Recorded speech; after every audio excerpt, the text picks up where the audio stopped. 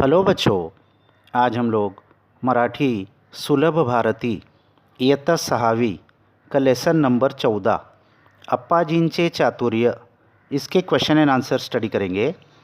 प्रश्न एक दोन वाक्यांत उत्तरे लिहा। आंसर इन 1 और 2 सेंटेन्सेस। अप्पाजींनी बैलगाडीत कशाचे पीक घ्यायला लावले? अप्पाजीने बैलगाडी में कौन सी फसल भेजी? उत्तर, अप्पाजींनी बैलगाडीत कोबीचे पीक घ्यायला लावले। अप्पाजीने बैलगाड़ी में गोभी के फसल लगाकर भेजी। उत्कृष्ट दर्जाची मूर्ति कोणती?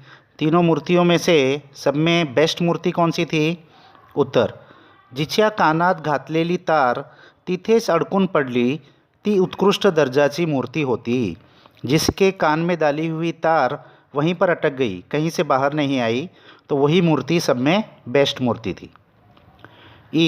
कलिंगचा राजा संतुष्ट का झाला? कलिंग का राजा खुश क्यों हो गया, सैटिस्फाई क्यों हो गया? उत्तर, अप्पाजींनी तिन्ही मूर्तींचा दर्जा ओळखला म्हणून कलिंगचा राजा संतुष्ट झाला।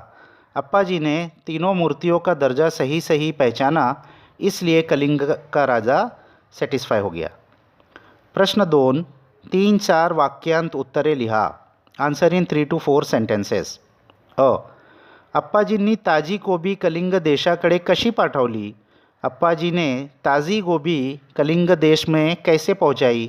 उत्तर, अप्पाजींनी बैलगाडीत गाडीवानाला बसण्यापुरती जागा सोडून बाकीच्या जागेत माती भरायला सांगितली। तो अप्पाजी ने क्या तरकीब की? उस गाड़ी में वो जो गाड़ी चलाने वाले को जितनी बैठने के लिए जगह चाहिए उतनी जगह छोड़कर बाकी जगह में मिट्टी भर दिया। मातीत कोबीचे बी पेरले, उस मिट्टी में गोभी के बी उन्होंने बो दिए। रोज़ कोबीच्या रोपांना पानी द्यायला सांगितले, फिर उन्होंने इंस्ट्रक्शन दिया कि जाते हुए रोज़ इसमें पानी डालते जाओ। कलिंग देशात पोहोचेपर्यंत कोबी तयार झाले, तो कलिंग देश में पहुंचने तक वो कोबी तयार हो गए। अशा प्रकारे अप्पाजींनी ताजी कोबी कलिंग देशाकडे पाठवले। इस तरीके से अप्पाजी ने ताज़ी गोभी कलिंग देश तक पहुंचाई। कलिंगच्या राजाने अप्पाजींची दुसऱ्यांदा कशी परीक्षा घेतली? कलिंग के राजा ने अप्पाजी की दूसरी दफ़ा कैसे परीक्षा ली? उत्तर, कलिंगच्या राजाने एक सारख्या दिसणाऱ्या 3 मूर्तियां आणल्या। कलिंग के राजा ने एक जैसे दिखने वाली 3 मूर्ति लाई। यांतील कोणती मूर्ति निकृष्ट, मध्यम व उत्तम दर्जाची आहे हे ओळखायला सांगितले।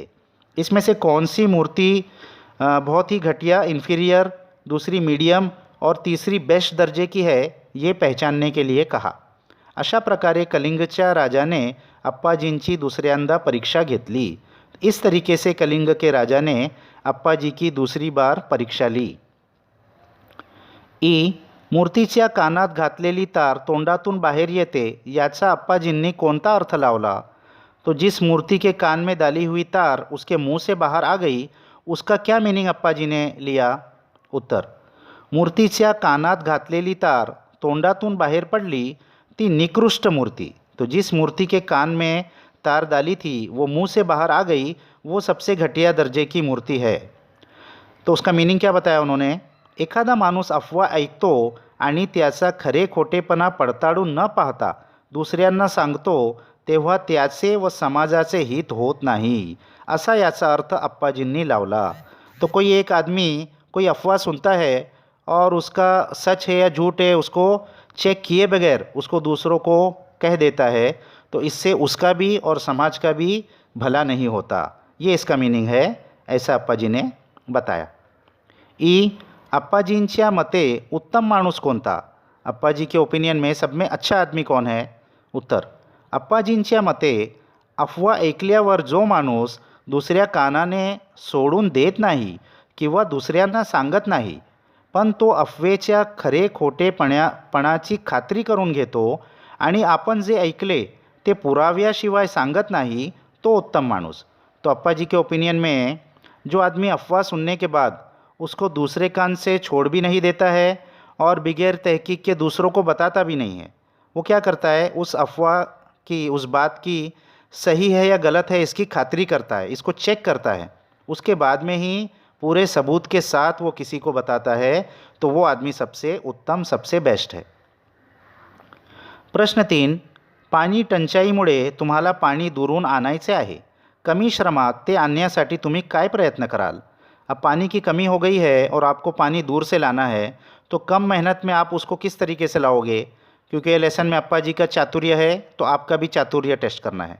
तो उत्तर, मी दुरून पाणी आणण्यासाठी छोट्या झाकणबंद डब्याचा वापर करेन, त्यामुळे पाणी सांडणार नहीं। मैं दूर से पानी लाने के लिए छोटा डब्बा लूँगा जिसमें ढक्कन होगा, तो उससे पानी गिरेगा नहीं। छोट्या गाडीवर डबे ठेवून ढकलत घरी आणणार, कोई छोटी गाड़ी पर उसको रख के ढकल के घर पे लेके आ जाऊँगा, तो कम मेहनत में वो आ जाएगा। प्रश्न 4, विरुद्धार्थी शब्द लिहा, ऑपोजिट वर्ड्स लिखना है। अहित, हित का ऑपोजिट अहित। अवघड, अवघड का ऑपोजिट सोपे। निकृष्ट, निकृष्ट का ऑपोजिट उत्कृष्ट, यानी सबसे खराब, सबसे अच्छा। कीर्ति, कीर्ति का ऑपोजिट अपकीर्ति। प्रश्न 5, खालील दिलेल्या उदाहरणाप्रमाणे चौकट पूर्ण करा। जो एग्जाम्पल दिया है उसी के मुताबिक उस कॉलम को फिल करना है। तो पहला कॉलम में क्या है, गाड़ी, गाड़ीवान, तो इसी तरह से हमको करना है। नेक्स्ट दिया है धनवान, तो धनवान के पहले क्या आएगा, धन। फिर उसके आगे दिया है दयावान, तो दयावान के पहले क्या आएगा, दया। फिर दिया है बल, तो बल का क्या हो जाएगा, बलवान, यानी इसमें सब में वान लगाना है। दूसरे में चतुर, चतुराई, यानी सब में राई लगाना है। तो महाग, महागाई। और स्वस्थाई दिया हुआ है तो उसका पहला वर्ड क्या आ जाएगा, स्वस्थ। और नवलाई दिया हुआ है तो उसका पहला वर्ड क्या आ जाएगा, नवल। फिर थर्ड कॉलम में खरा, खरेपना, यानी इसमें पना लगाना है। तो साधे पना लगा हुआ है तो उसका पहला वर्ड क्या आ जाएगा, साधा। और शहाणपना दिया हुआ है तो उसका पहला वर्ड क्या आ जाएगा, शहाणा। और भोड़ा, भोड़ा का भोड़ेपना। इस तरीके से ये कॉलम फिल होगा। प्रश्न 7, खालील शब्दांना तो, ती, ते शब्द लावून लिंग ओळखा। तो अब ये लिंग हमको पहचानना है, स्त्रीलिंग है, पुल्लिंग है, नपुंसकलिंग है। तो इसका एक आसान तरीका क्या होता है, उस शब्द के पहले तो, ती या ते आए, अगर तो आता है तो वो पुल्लिंग होता है, ती आता है तो स्त्रीलिंग होता है, और ते आता है तो नपुंसकलिंग होता है। तो ऐसे हम लोग लिंग पहचान सकते हैं। तो पहला वर्ड है दरी, तो दरी को हम लोग बोलते हैं ती दरी, तो ये कौन सा लिंग हो गया, स्त्रीलिंग। पान, पान को हम लोग कहते हैं ते पान, तो ये ते से क्या हो गया, नपुंसकलिंग। माठ, माठ को हम लोग कहते हैं तो माठ, तो के वजह से क्या हो गया, पुल्लिंग। लाडू, लाडू को हम लोग कहते हैं तो लाडू, तो ये भी क्या हो गया, पुल्लिंग। पुस्तक, पुस्तक को हम लोग कहते हैं ते पुस्तक, तो ये क्या हो गया, नपुंसकलिंग। और लास्ट में वही, वही को हम लोग कहते हैं ती वही, तो ती से क्या हो गया, स्त्रीलिंग। इस तरह हम लिंग पहचान सकते हैं। प्रश्न 10, खालील आकृतीत दिलेल्या शब्दांस विशेषणे लावा। तो ये 4 ब्रैकेट बने हुए हैं, बीच में कोबी लिखा हुआ है, तो कोबी को हमको विशेषण एडजेक्टिव्स लगाना है। एक तो इन्होंने दिया है ताजी, यानी ताजी कोबी, फ्रेश कोबी, तो और क्या हम लोग लिख सकते हैं, चौदार, यानी चौदार कोबी। बेचौ, टेस्टलेस, बेचौ कोबी। शिड़ी, शिड़ी कोबी, ये हम लोग लिख सकते हैं। और दूसरे में दिया है मूर्ति, तो मूर्ति को 4 एडजेक्टिव, 4 विशेषण लगाना है, तो क्या लगा सकते हैं, सुंदर, लहान, मातीची मूर्ति, छान मूर्ति, ऐसा हम लोग विशेषण लगा सकते हैं।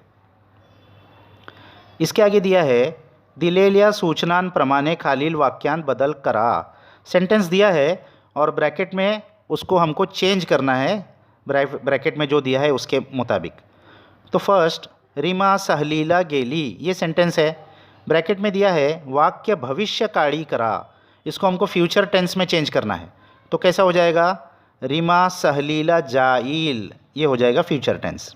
सेकंड, मला आंबा आवडतो, वाक्य भूतकाळी करा, इसको पास्ट टेंस में चेंज करना है। तो ये कैसा हो जाएगा, मला आंबा आवडला। थर्ड, चंदाने लाडू खाऊन संपवला, तो इसको क्या करना है, वर्तमान काळी करा, प्रेजेंट टेंस करना है। तो ये कैसे करेंगे, चंदा लाडू खाऊन संपवते। फोर्थ क्या है, सुभाष माझा मित्र आहे, वाक्य भूतकाळी करा, इसको भी पास्ट टेंस करना है। तो ये कैसे होगा? सुभाष माझा मित्र होता। 5वां, वंदना अभ्यास करते। वाक्य भूतकाळी करा, इसको भी पास्ट टेंस करना है। तो वंदना ने अभ्यास केला। 6th, संजू क्रिकेट खेळतो। वाक्य भविष्यकाळी करा, इसको फ्यूचर टेंस करना है। तो इसको कैसा होगा? संजू क्रिकेट खेळेल। तो इस तरीके से ये भविष्यकाळी हो जाएगा।